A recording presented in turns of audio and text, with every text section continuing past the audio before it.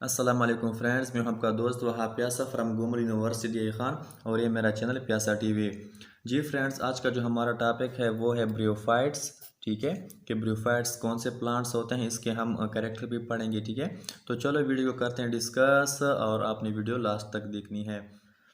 हमने ब्रियोफाइट्स के बारे में छोटे छोटे नोट्स या आप इस तरह कहें कि छोटे छोटे पॉइंट्स बनाए हैं। ठीक है, तो चलिए इसको डिस्कस करते हैं एक एक करके।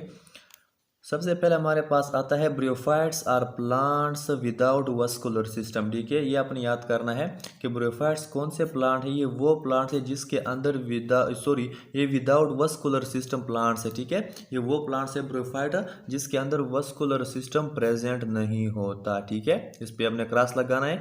ब्रियोफाइट्स में वस्कुलर सिस्टम नहीं होता, ये वो प्लांट्स है जो विदाउट वस्कुलर सिस्टम सर्वाइव करते हैं। ठीक हो गया। नेक्स्ट हमारे पास क्या है, गेमिटोफाइट डोमिनेंट।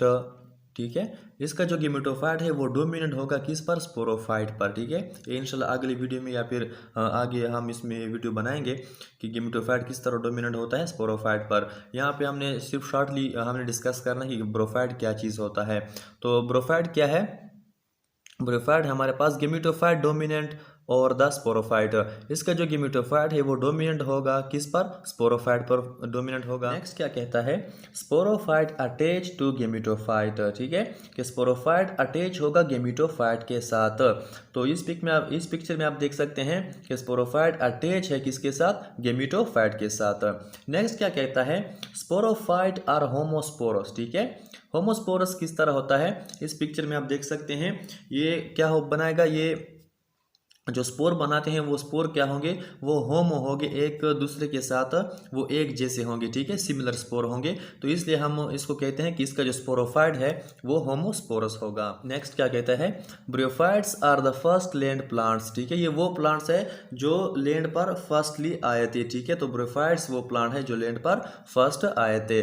ठीक है, नेक्स्ट क्या कहता है, bryophytes were evolve from green algae. ठीक है, ये ग्रीन एल्जी है। ठीक है, इस ब्रियोफाइट कहाँ से इवॉल्व हुए हैं, कहाँ से आए हैं, तो वो ग्रीन एल्जी से आए हैं। ठीक है, नेक्स्ट क्या कहता है, bryophytes present in damp shady places.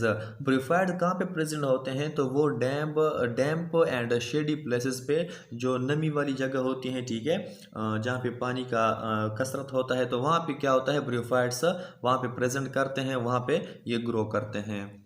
Next क्या कहता है, हमने पहले से पढ़ा है कि इसके अंदर जाइलम और फ्लोएम जो वस्कुलर टिश्यू है ये मौजूद नहीं होंगे।